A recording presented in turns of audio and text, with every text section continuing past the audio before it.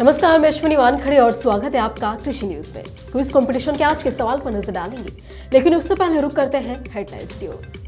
किसानों की आय बढ़ाने के लिए प्लान तैयार कर रही पंजाब सरकार, बनाया नया प्लान। रंगीन फूल गोभी की बड़ी डिमांड, सिर्फ 2 महीने में ही गोभी की खेती से कमाए डबल मुनाफा। सैटेलाइट से सरकार किसानों पर रखेगी नजर, फसलों का होगा अब सही ब्यौरा। फसल विविधीकरण से किसानों को होगा फायदा, पर्यावरण में है अहम योगदान। बिहार में जल्द लागू होगा चौथा कृषि रोडमैप, सीधे गांव से जुड़ेगी सरकार। नीतीश सरकार ने किसानों के लिए खोला खजाना, बांटे करोड़ों रुपए।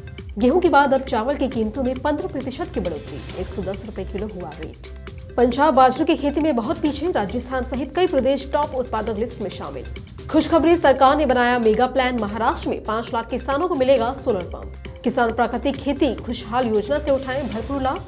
1 हेक्टेयर खेत से करीब 4 लाख रुपए कमा रहा जम्मू का किसान। रंगीन विदेशी सब्जियों ने बदल दी जिंदगी। सिर्फ प्राकृतिक खेतों से लाखों कमाता है इनोवेटिव किसान, अद्भुत है सफलता का सीक्रेट। अब फोन पर भी जान पाएंगे ट्रैक्टर की कीमत, किसानों को मिलेगा सुविधा का लाभ। 50 साल बाद पड़ी कड़ाके की ठंड, 3.6 डिग्री पहुंचा न्यूनतम तापमान। आइए विस्तार से खबरों की ओर रुख करते हैं। पंजाब सरकार किसानों की आय बढ़ाने के लिए एक योजना तैयार कर रही है। पंजाब के मुख्यमंत्री भगवंत मान ने कहा कि किसानों की आय बढ़ाने और कृषि तकनीक अपनाने से पहले सरकार उनसे विचार विमर्श करेगी। उन्होंने राज्य में आगामी खरीफ सीजन की फसलों और बीज संबंधी तैयारियों का जायजा लेने के लिए कृषि अफसरों और पंजाब एग्रीकल्चर यूनिवर्सिटी के अफसरों के साथ विस्तार से विचार विमर्श किया। पंजाब सिविल सचिवालय में मीटिंग की अध्यक्षता करते हुए मुख्यमंत्री भगवंत मान ने कहा कि राज्य सरकार कृषि को लाभदायक धंधा बनाने के लिए वचनबद्ध है।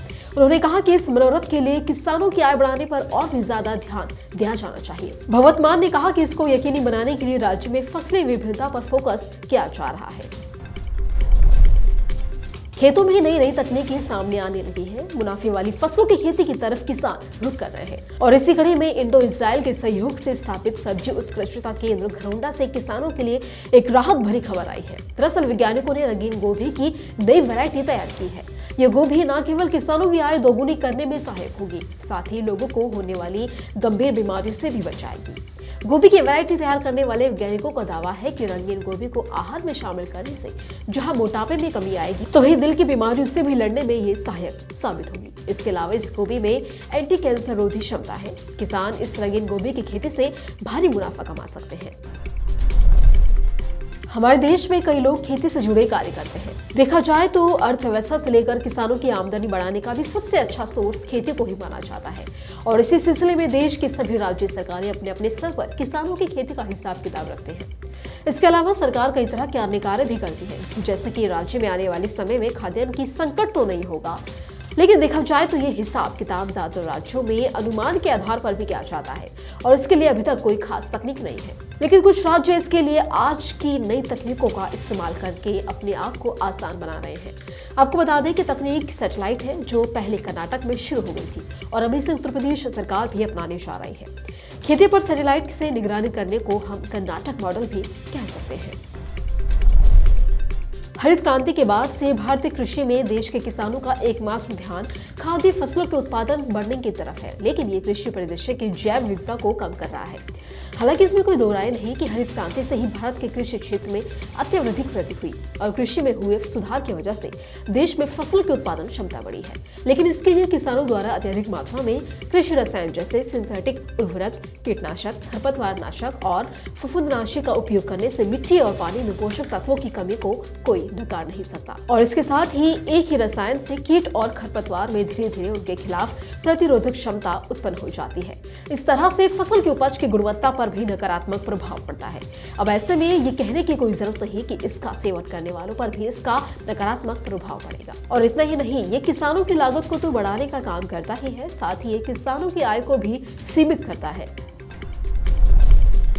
देश के किसानों को खेती करने के लिए अनेक चुनौतियों का सामना करना पड़ता है। किसानों की कृषि समस्याओं और कृषि दशा सुधारने के लिए केंद्र सरकार और राज्य सरकार की ओर से अनेक योजनाएं चलाई जाती हैं। इस कड़ी में बिहार सरकार ने भी राज्य के चौथे कृषि रोडमैप की तैयारियां शुरू कर दी हैं। अब राज्य सरकार के वरिष्ठ अधिकारियों का कहना है कि सरकार का अगर सब कुछ सही रहा तो सरकार के नए कृषि रोडमैप से प्रदेश के किसानों की आय डबल हो जाएगी। बिहार के कृषि मंत्री कुमार सरबजीत ने कहा कि साल 2022 में कृषि विभाग द्वारा किसानों के हित में कई महत्वपूर्ण कार्य किए गए हैं। उन्होंने कहा कि राज्य के सभी 38 जिलों के 7,212 पंचायत के 10.2 लाख किसानों के खाते में 151.17 करोड़ रुपए की राशि डीबीटी के माध्यम से ट्रांसफर की गई है। साथ ही इस समय वर्षा के चलते किसानों के नुकसान की भरपाई के लिए राज्य के 14 अत्यधिक प्रभावित जिलों के 3,31,259 किसानों को अल्प अवधि के 17,125 क्विंटल बीज निःशुल्क उपलब्ध करवाया गया है। साथ ही कृषि मंत्री ने कहा कि खरीफ मौसम में अनियमित मानसून के कारण उत्पन्न स्थिति में सरकार के खजाने पर पहला हक आपदा पीड़ितों का है। इस नीति के तहत किसानों को हर संभव मदद करने का भी प्रयास किया गया है। वहीं खरीफ मौसम 2022 में समय पर बारिश न होने की वजह से फसलों की सिंचाई करने के लिए किसानों को डीजल अनुदान 75 रुपए प्रति लीटर के अनुसार उपलब्ध कराया गया। तो वहीं कृषि मंत्री ने कहा कि कृषि विभाग द्वारा बिहार राज्य बीज निगम के माध्यम से खरीफ साल 2022 में 5,20,410 किसानों को 95,231 क्विंटल उनकी पसंद का गुणवत्ता युक्त बीज ऑनलाइन आवेदन के अनुरूप उपलब्ध करवाया गया है, जिसमें 99,940 किसानों को 18,704 क्विंटल बीज होम डिलीवरी किया गया है। भारत में चावल और पाम तेल महंगा होता जा रहा है। पिछले एक महीने में चावल की कीमतों में 15% की बढ़ोतरी हुई है, जबकि पाम ऑयल की कीमत आने वाले हफ्तों में 5 से 7 रुपए प्रति लीटर तक बढ़ सकती है। बासमती किस्म का चावल एक महीने पहले के 95 रुपए प्रति किलोग्राम की तुलना में 110 रुपए प्रति किलोग्राम की रिकॉर्ड ऊंचाई पर पहुंच रहा है। ट्रेडर्स इसका श्रेय विश्व बाजार में बेहतर कीमतों की उम्मीद में राइस मिलर्स द्वारा स्टॉक बनाने को देते हैं, क्योंकि पाकिस्तान में बाढ़ ने देश की चावल की फसल को नुकसान पहुंचाया है। और चावल की मार्केटिंग और निर्यात करने वाली कंपनी राइस विला ग्रुप के सीईओ सूरज अग्रवाल ने कहा कि भारतीय बासमती चावल के सबसे बड़े बाजारों में से एक ईरान से बेमुश्किल कोई ऑर्डर मिलने के बावजूद ऐसा हो रहा है। वहीं विशेषज्ञों का कहना है कि खरीफ चावल के उत्पादन में गिरावट सरकार द्वारा संचालित खाद्य सुरक्षा योजना को वापस लेने और नेपाल को धान के शुल्क मुक्त निर्यात की वजह से गैर बासमती चावल की कीमतें बढ़ रही है। पंजाब एक कृषि प्रधान राज्य है। यहाँ के किसान राष्ट्रीय पूल के कुल अनाज का लगभग 1/4 योगदान देते हैं, लेकिन बाजरा के उत्पादन में पंजाब के किसान अन्य राज्यों की अपेक्षा काफी पीछे हैं। हालांकि पंजाब कृषि विश्वविद्यालय के आंकड़ों के अनुसार राज्य में इसकी खेती की जबरदस्त क्षमता है। खास बात तो यह है कि पीएयू के निराशाजनक आंकड़े ऐसे समय में सामने आए हैं जब संयुक्त राष्ट्र ने नरेंद्र मोदी के नेतृत्व वाली केंद्र सरकार की पहल पर साल 2023 को अंतर्राष्ट्रीय बाजरा वर्ष घोषित किया। और भोजन में पोषक तत्वों और सूक्ष्म पोषक तत्वों की कमी को पूरा करने के लिए बाजरा का सेवन महत्वपूर्ण माना जाता है। और देश में बड़ी संख्या में बच्चों और वयस्क विशेषकर महिलाएं कुपोषण का सामना कर रही हैं। वैसे में कुपोषित लोगों की स्वास्थ्य में वापस लाने के लिए बाजरा का सेवन करना और भी महत्वपूर्ण हो गया है। पीएयू के अनुसार पंजाब में साल 1950 के दशक में 11 लाख हेक्टेयर में बाजरे की खेती की जाती थी, लेकिन हरित क्रांति के आगमन के साथ राज्य में 1969 और 70 में केवल 2.13 लाख हेक्टेयर में ही बाजरे की खेती हुई और वर्तमान में इसका क्षेत्रफल लगभग न के बराबर है। हालांकि राज्य में 1.5 लाख हेक्टेयर के साथ बाजरे के चारे के तहत अभी भी काफी क्षेत्र है। महाराष्ट्र के किसानों के लिए खुशखबरी है। दरअसल प्रदेश सरकार राज्य में 5 लाख से अधिक किसानों को सोलर पंप प्रदान करने की योजना बना रही है। अब सोलर पंप केंद्र सरकार की प्रधानमंत्री किसान ऊर्जा सुरक्षा एवं उत्थान महाअभियान योजना के तहत वितरित किए जाएंगे। और खास बात तो यह है कि इस योजना को कुसुम योजना के नाम से भी जाना जाता है। उप मुख्यमंत्री देवेंद्र फडणवीस ने पिछले सप्ताह घोषणा की थी कि तब विधान परिषद में बोलते हुए फडणवीस ने कहा कि महाराष्ट्र सरकार इस तरह के कृषि पंप स्थापित करने के लिए कृषि भूमि पट्टे पर देकर अतिरिक्त राजस्व उत्पन्न करना चाहती है। कृषि जागरण के मुताबिक देवेंद्र फडणवीस ने कहा कि विदर्भ क्षेत्र में रहने वाले किसानों को प्राथमिकता के आधार पर नए सौर पंप और बिजली कनेक्शन दिए जाएंगे। उन्होंने यह भी कहा कि मार्च 2023 तक लंबित आवेदनों को मंजूरी दे दी जाएगी। साथ ही उन्होंने यह भी कहा कि निर्माण और उचित बिजली प्रदान करने के उद्देश्य से केंद्र सरकार ने संशोधित वितरण क्षेत्र योजना या RDSS के निष्पादन की घोषणा की है, जिसके तहत महाराष्ट्र के लिए 39,000 करोड़ रुपए की राशि स्वीकृत की गई है। तो वहीं फडणवीस ने कहा कि इस कदम से महाराष्ट्र में कृषि क्षेत्र में बुनियादी ढांचे के निर्माण को बढ़ावा दिया जाएगा। हिमाचल प्रदेश के कृषि सचिव राकेश कंवर ने प्राकृतिक खेती खुशहाल किसान योजना की समीक्षा बैठक की।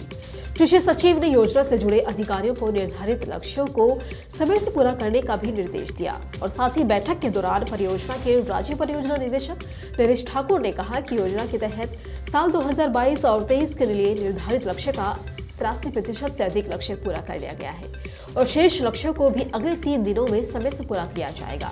इसके अलावा नरेश ठाकुर ने कहा कि प्राकृतिक खेती करने वाले किसानों के प्रमाणीकरण की प्रक्रिया चल रही है और अब तक राज्य के 19,000 किसानों के पंजीकरण का कार्य पूरा किया जा चुका है। बैठक के दौरान सभी जिलों के परियोजना निदेशकों ने अपने अपने जिलों में चल रही प्राकृतिक कृषि गतिविधियों की जानकारी दी और साथ ही कई कार्य योजना के बारे में भी बताया। बैठक के दौरान केंद्र सरकार द्वारा लाए गए राष्ट्रीय प्राकृतिक खेती मिशन की तैयारियों पर भी चर्चा की गई।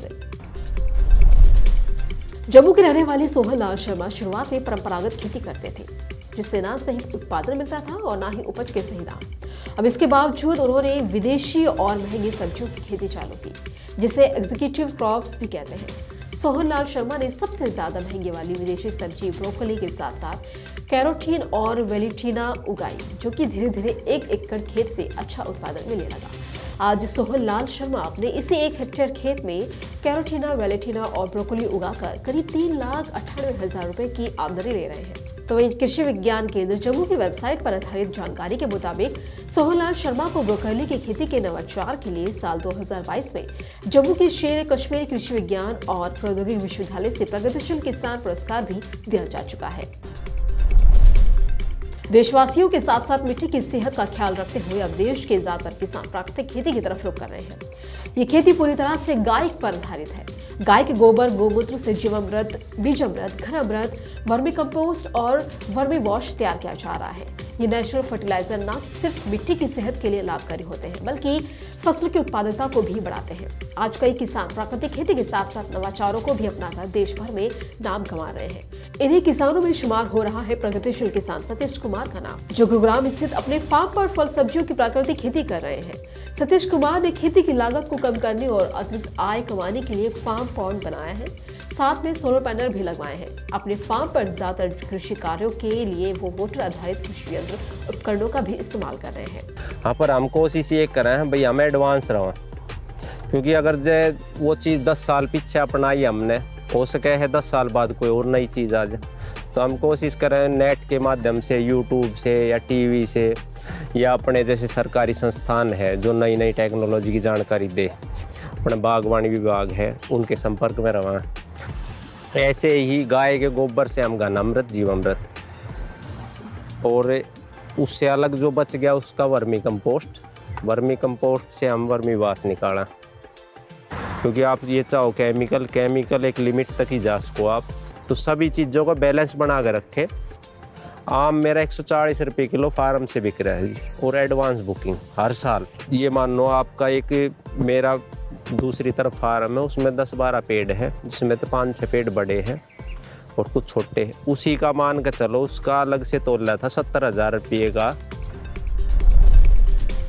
किसी भी किसान के लिए ट्रैक्टर कितना अहम होता है ये बताने की कोई आवश्यकता नहीं है, लेकिन जब इसे खरीदने की बात आती है तो किसानों को डीलर या कंपनी के चक्कर काटने पड़ते हैं। वहीं अगर गांव या दूर दराज के किसान हैं तो उन्हें बिचौलिए या दलाल के चक्कर में काफी नुकसान झेलना पड़ता है। और इन्हीं सब समस्याओं को देखते हुए देश की सबसे बड़ी ट्रैक्टर कंपनी सोनालिका ने अब अपने सभी ट्रैक्टर की कीमतों को वेबसाइट पर डालने का फैसला किया है, ताकि किसान जिस भी ट्रैक्टर को खरीदना चाहे उसका दाम आसानी से जान पाए। सोनालिका ट्रैक्टर्स के joint managing director Raman Mittal ने इस पर कहा कि आज के किसान काफी प्रगतिशील हैं और आज के समय में लगभग सभी किसान डिजिटल तौर पर खुद को अपडेट रखते हैं। अब ट्रैक्टर की कीमतों की जानकारी किसान अपने फोन में ही आसानी से देख सकते हैं। यूपी के कानपुर समेत आसपास के शहरों में ठंड के तेवर तल्ख होते जा रहे हैं। इस साल की ठंड ने पिछले 50 सालों का रिकॉर्ड तोड़ दिया है। चंद्रशेखर आजाद कृषि और प्रौद्योगिकी संस्थान में स्थापित मौसम विभाग के पास उपलब्ध आंकड़ों के अनुसार 1972 से 2022 तक 3 जनवरी को दिन में कभी इतनी ठंड नहीं पड़ी। लोग सर्दी से कांप रहे हैं। अधिकतम तापमान 3.2 डिग्री सेल्सियस गिरकर 10.2 पर आ गया है। न्यूनतम तापमान 2 डिग्री कम होकर 3.6 पर रह गया है और कड़ाके की ठंड का अनुमान इससे भी लगाया जा सकता है कि इस बार 1 जनवरी की रात में जितना पारा था करीब उतना ही तापमान दिन में रिकॉर्ड किया गया है।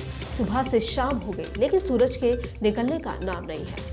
चंद्रशेखर आजाद कृषि और प्रौद्योगिकी विश्वविद्यालय के मौसम विभाग के अनुसार कानपुर मंडल सहित प्रदेश भर में अगले 3 दिनों तक धुंध के साथ कड़ाके की ठंड पड़ने की संभावनाएं जताई जा रही है। और आज एफटीबी ऑर्गेनिक के क्विज कंपटीशन में आपके लिए सवाल है कि निम्नलिखित में से कौन सी फसल जायद के मौसम में उगाई जाती है। और आपके ऑप्शन है नंबर 1 तरबूज, नंबर 2 सोयाबीन, नंबर 3 मक्का और नंबर 4 पटसन। तो देरी किस बात की, फटाफट से आप हमें इसका जवाब आपकी स्क्रीन पर दिख रहे मोबाइल नंबर 8800023204 पर SMS कर बताएं और जीते एफटीबी ऑर्गेनिक के डिस्काउंट कूपन और ढेरों इनाम। इसी तरह की अन्य खबरों के लिए जुड़े रहिए कृषि जागरण के साथ। धन्यवाद।